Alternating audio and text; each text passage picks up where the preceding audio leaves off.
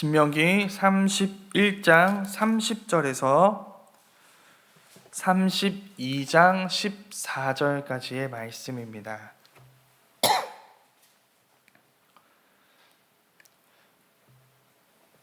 신명기 31장 30절에서 32장 14절까지의 말씀, 저와 성도님들이 한 절씩 교독하고 마지막 절을 합독하도록 하겠습니다. 제가 먼저 읽겠습니다. 그리고 모세가 이스라엘 총회에 이 노래의 말씀을 끝까지 읽어 들리니라. 하늘이여 귀를 기울이라. 내가 말하리라. 땅은 내 입의 말을 들을지어다. 내 교훈은 비처럼 내리고 내 말은 이슬처럼 맺히나니 연한 풀 위에 가는 비 같고 채소 위에 단비 같도다. 내가 여호와의 이름을 전파하리니 너희는 우리 하나님께 위엄을 돌릴지어다. 그는 반석이시니 그가 하는 일이 완전하고 그의 모든 길이 정의롭고 진실하고 거짓이 없으신 하나님이시니 공의로우시고 바르시도다. 그들이 여호와를 향하여 악을 행하니 하나님의 자녀가 아니요 흠이 있고 비뚤어진 세대로다. 어리석고 지혜 없는 백성아, 여호와께 이같이 보답하느냐? 그는 내 아버지시요 너를 지으신 이가 아니시냐? 그가 너를 만드시고 너를 세우셨도다. 옛날을 기억하라. 역대 연대를 생각하라. 내 아버지에게 물으라. 그가 내게 설명할 것이요 내 어른들에게 물으라. 그들이 내게 말하리로다.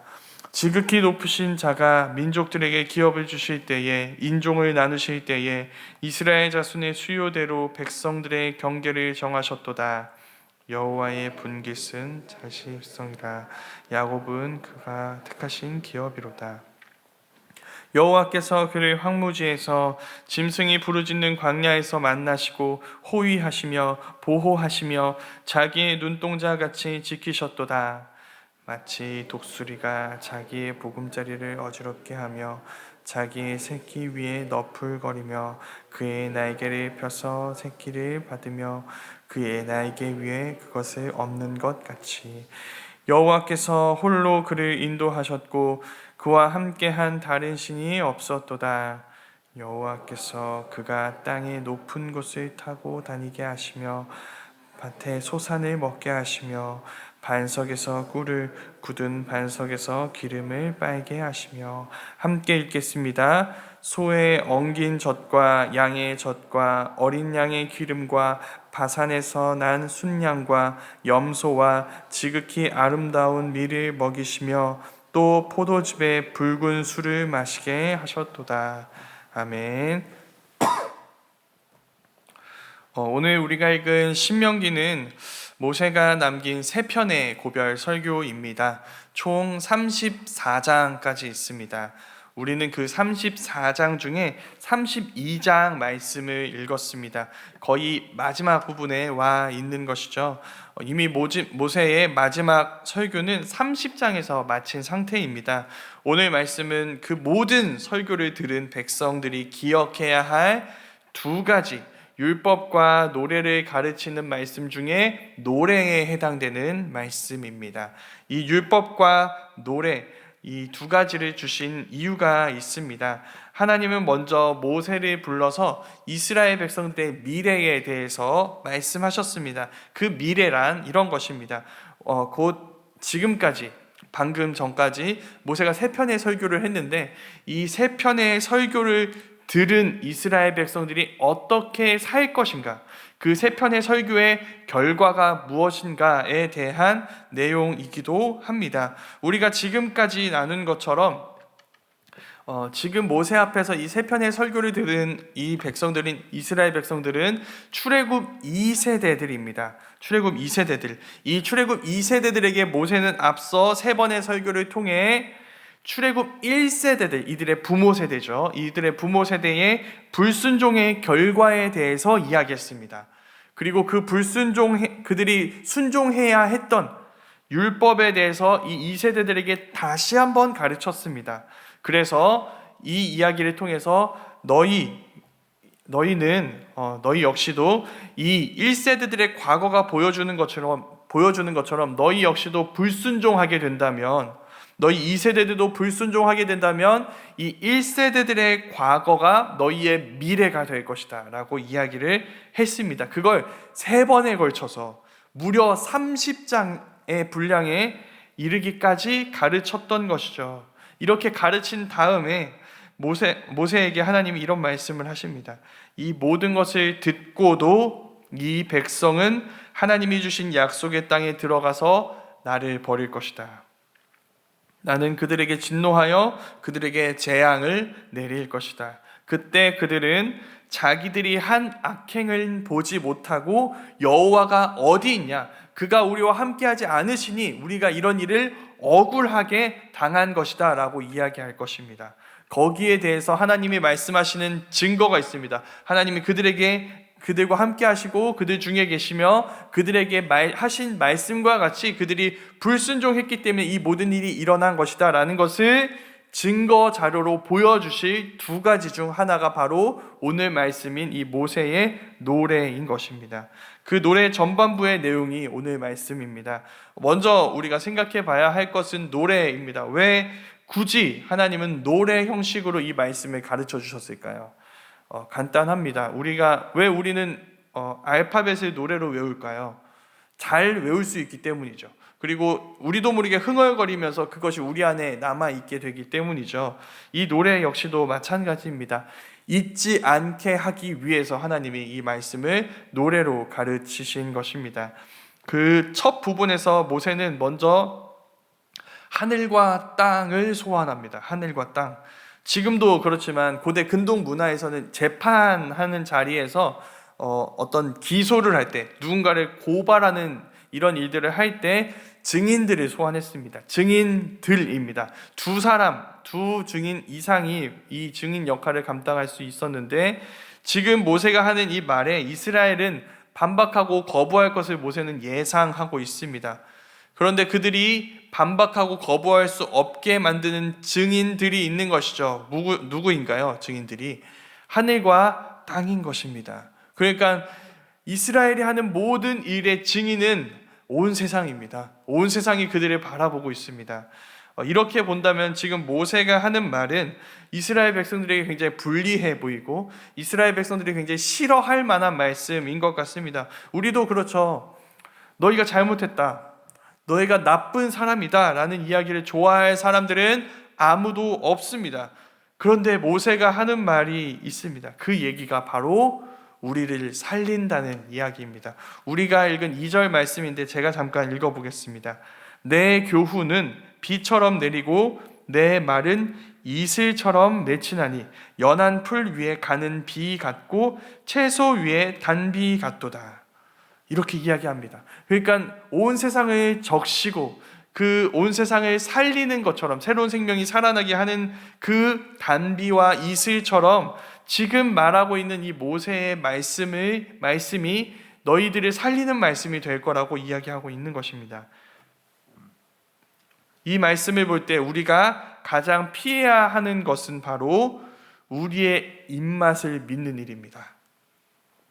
이 말씀을 볼 때 우리는 알게 됩니다. 우리는 달면 삼키고 쓰면 뱉는다는 태도를 버려야 합니다. 왜냐하면 그래야 우리가 살기 때문이죠. 우리 입에 쓴 그 말씀이 우리를 살리기 때문입니다. 그 말씀을 주신 분이 다름 아닌 우리의 생명을 만드신 분이시기 때문이죠. 그분의 말씀으로 온 세상을 창조하신 그 분인 것입니다. 그 하나님에 대해서 오늘 말씀에서 모세는 반석이라고 표현합니다. 반석이라고 표현한 이유는 있습니다. 반석은 흔들리지 않습니다. 그 위치가 다른 비바람이 몰아치거나 바람이 부거나 그 어떤 것에도 그 위치가 변하지 않습니다. 영향을 받지 않는 것이죠. 그래서 우리가 잘 아는 말씀처럼 집은 반석 위에 짓습니다. 왜냐하면 그때 안전하기 때문이죠. 그때 든든하며 비바람이 몰아칠 때도 그 반석이 구원이 되어주기 때문입니다. 여호와께서 그런 분이십니다. 하나님은 안전하고 든든하고 그래서 의지할 수 있고 우리의 구원이 되어주시며 우리가 세워져도 괜찮은, 기대도 괜찮은 의지할 터가 되시는 것입니다. 그런데 이스라엘은 바로 그 여호와를 향하여 악을 행합니다. 그런 이스라엘에 대해서 꾸짖는 말씀이 5절과 6절 말씀인데, 살펴보면 좀 이상한 부분이 있습니다. 5절 말씀에서는 이스라엘이 자녀가 아니다라고 이야기합니다. 근데 6절 말씀에서는 이스라엘에게 하나님이 너희 아버지시다 이렇게 이야기합니다. 이게 무슨 말일까요? 자녀라는 말인가요? 자녀가 아니라는 말인가요? 이런 말입니다. 자녀인데 자녀답지 못했다는 것입니다. 자녀이기를 거부했다는 것입니다. 하나님은 이스라엘을 자녀로 삼으실 만큼 특별하게 생각하셨습니다. 그런데 이스라엘은 그 특별한 은혜를 굉장히 가볍게 여깁니다. 여기에 대해서 하나님이 여러 조상들에게 했던 이야기를 말씀하십니다. 너희를 내가 얼마나 특별하게 생각하는지 아니? 라고 말씀하시는 것이죠. 이 모든 것을 그 얘기가 들려줍니다. 이 모든 것은 그들에게 처음 하시는 말씀이 아닙니다. 이들의 조상들에게 누누이 이야기해 오셨던 내용입니다. 계속 말씀하셨던 내용인데, 그 내용 중에 8절 말씀을 좀 보면 좀 독특한 내용이 있는 것을 볼 수 있습니다. 하나님이 민족들을 나누실 때 이스라엘의 자손의 수대로 나누셨다 이런 말씀이 있거든요. 이 말씀이 무슨 말씀인가? 이 말씀은 창세기와 관련이 있습니다. 창세기 요셉 때에 이스라엘 백성 야곱의 가족들이 애굽으로 내려가는데, 그때 이스라엘 백성들이 70명이었습니다. 그러니까 야곱의 가족들이 70명인 것이죠. 그런데 창세기 10장 11장에 보면은 온 세상 민족들이 나옵니다. 근데 온 세상 민족들의 수가 70입니다. 이게 무슨 말일까요? 이스라엘은 온 세상을 대표하는 민족이라는 뜻입니다. 그러니까 하나님이 이스라엘 백성들을 온 세상의 대표로 이렇게 세우시고 그들을 특별하게 생각하셨던 것이죠. 또 한 가지 특별한 이야기가 나오는데, 9절 말씀에 보면 여호와의 분깃은 자기 백성이다 라는 말씀이 나옵니다. 이 말씀은 다니엘서와 연관이 있습니다. 다니엘서를 보면은 굉장히 재밌는 표현이 나오는데, 모든 민족들에게 담당 천사들이 있습니다. 그러니까 이 민족 담당하는 천사는 이 천사고, 이 민족은 이 천사가 담당하고, 이런 천사들이 있는데 이스라엘은 없습니다. 왜 그럴까요? 하나님이 그들을 직접 담당하시기 때문입니다. 그러니까 이런 하나님의 특별한 사랑은 계속해서 이야기되고 이 이스라엘 백성들 후대에도 계속 이어지는 내용인 것이죠. 이러한 하나님의 특별한 사랑은 이스라엘 백성들이 그냥 들어서 그런가 보다 하는 내용이 아닙니다. 왜냐하면 이스라엘 백성들은 황무지를 지나온 사람들입니다. 황무지에 있는 여러 짐승들이 이들을 공격하지 못했습니다. 왜냐하면 하나님이 그들을 지켜오셨기 때문이죠. 가장 위험한 곳에서 안전을 경험했다면 이들은 무엇을 알게 될까요? 그런 위험한 곳에서도 여호와께서 함께 하시는 것, 그럼 우리는 안전함을 누리게 되는 것이구나. 그러니 이 상황이 아니라 여호와께서 우리 중에 계신가 안 계신가가 우리의 안전에 있어서 가장 중요한 내용이구나라는 것을 이들은 알게 된 것입니다. 이것을 표현하는 것이 바로 무슨 표현이 나오냐면, 하나님이 그들을 눈동자와 같이 지키셨다는 표현입니다. 눈동자는 잘 아시겠지만 이 뭐가 다가오기만 해도 자연스럽게 우리가 피하게 됩니다. 그러니까 이게 눈동자에 뭐가 닿는 것을 피하는 게 아니라 가까이 오는 것조차도 우리는 용납하지 않습니다. 이거는 이성적인 판단에 의한 것이 아니라 본능입니다. 그 본능적인 보호가 하나님의 이스라엘을 향한 보호였다는 것이죠. 하나님은 그들을 판단하셔서 보호하신 게 아니라 본능적으로 보호하시는 분이신 것입니다. 그 사랑 안에서 해석할 때 모든 것이 달라지는 것을 우리는 보게 됩니다. 이스라엘은 그들의 시련을 다시 봅니다. 다시 생각하게 되는 것이죠. 그들이 당하는 시련을 모세는 이렇게 표현합니다. 독수리가 새끼를 보호하는 것 같다. 독수리들은 새끼들을 훈련시킬 때 굉장히 강하게 훈련시킵니다. 그냥 던져버리죠. 하늘에서 던져버립니다. 던져버리면 어떻게 될까요? 떨어지게 되는데, 떨어질 때 떨어지는 속도보다 빠르게 강하하여 등으로 그 새끼들을 받아냅니다. 이렇게 하는 이유가 뭘까요? 이렇게 할 때 새끼들은 너무 날벼락이죠. 갑자기 떨어지고 있어요. 날개가 없는데 이거 어떻게 하지? 이렇게 떨어지고 죽을 것 같은 공포를 느낄 것입니다. 그런데 그 어미가 그렇게 새끼를 떨어뜨리는 이유는 죽이기 위해서가 아닙니다. 뭘 하게 하기 위해서일까요? 날게 하기 위해서인 것이죠. 그 나는 법을 가르치기 위해서 그렇게 훈련시키는 것입니다. 이스라엘에게 하는 훈련이, 이스라엘이 당하는 시련이 그와 같습니다. 죽을 것 같아요. 너무 힘든 것이죠. 괴롭습니다. 보이지 않아요. 가능성이 아무것도 없어요. 여기서 어떻게 해야 할지 모르겠어요. 그때 하나님이 그들을 찾아와 떨어지는 그들을 받아내시는 모습들을 그들은 보게 됩니다. 그것이 우리의 인생과 같습니다. 우리 인생 중에 시련이 없다고 말할 수 있는 인생이 어디 있을까요? 시련이 없는 상황보다 시련을 당하는 기간이 훨씬 더 긴 것 같습니다. 우리가 늘 기도하는 내용 안에는 그 시련이 담겨 있습니다. 그런데 그 모든 시련을 통해 하나님이 가르치시는 것은 우리가 폭풍 가운데 멸망하는 법이 아니라 다가오는 이 폭풍을 타고 나는 법을 우리에게 가르쳐 주시는 것입니다. 하나님의 그러한 모습은, 하나님은 그렇게 자기 백성을 대하시는 모습을 보여주시는 것입니다. 말씀을 통해 우리에게 보여주시고 우리의 삶을 통해 그 말씀을 증명해 내시는 것입니다. 하나님이 이 모든 말씀을 주신 대상은 하나님을 버릴 자들이었습니다. 그건 무슨 뜻일까요? 하나님이 하나님을 버릴 자들이 하나님을 버릴 것임을 이 말 안에 담겨 있죠. 하나님은 이스라엘 백성들이 하나님을 버릴 것임을 알고 계셨습니다. 그러나 그런 사랑을 베푸셨습니다. 하나님은 하나님을 떠날 자들을 알고 계셨습니다. 이 사랑을 받고도 떠날 것을 알고 계셨습니다. 그러나 그 사랑을 베푸십니다. 그래서 우리는 그 하나님을 신뢰할 수 있고 하나님께로 돌이킬 수 있으며 우리에게 닥쳐오는 모든 시련을 독수리의 자녀 양육법이라는 것을, 주님이 우리에게 행하시는 자녀 양육법이라는 것을 알 수 있는 것입니다. 그 증거가 무엇인가 라고 말하는 사람들이 있을 것입니다. 하나님이 그냥 이것이 시련인지 아닌지 우리는 어떻게 알 수 있느냐, 하나님이 그냥 우리를 버리신 것 아니냐, 하나님 보이지 않는다라고 말하는 많은 사람들이 있고, 그런 사람들이 우리 안에도 있습니다. 증거가 무엇일까요? 그 증거를 이 노래라는 증거로 남기신 것처럼 하나님은 우리에게 주셨습니다. 예수 그리스도이신 것이죠. 하나님은 예수님을 이스라엘이 실패한 그 광야라는 자리로 보내셨습니다. 그리고 예수님은 그 실패의 자리에서 이스라엘의 실패를 반복하신 것이 아니라 그들이 하지 못했던 성공, 그 모든 시험을 말씀으로 물리치는 성공을 이루셨습니다. 그리고 그것을 우리에게 주시는 분이신 것이죠. 그리고 예수님은 가장 큰 우리의 실패의 자리인 십자가에 달려 죽임을 당하셨습니다. 십자가는 예수님과 어울리는 것이 아닙니다. 왜냐하면 예수님은 십자가를 질 만한 어떤 죄도 없으시기 때문이죠. 그 십자가는 우리의 죄악과 어울리는 곳입니다.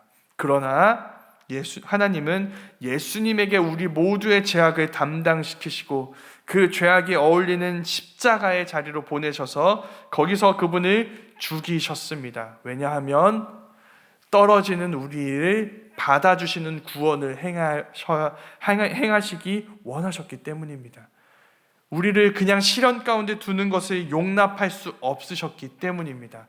멸망하는 것을 그냥 지켜볼 수 없으셨기 때문에 하나님은 그런 예수님을 통한 구원을 행하셨던 것이죠. 그 예수님을 볼 때 우리는 하나님이 반석임을 느낍니다.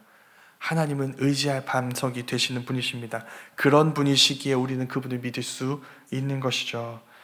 그 십자가를 기억하며 모세가 이스라엘이 받은 모든 은혜를 노래로 이렇게 기억하게 했던 것처럼 그 예수님의 십자가의 은혜의 복음이 우리의 노래가 되었으면 좋겠습니다.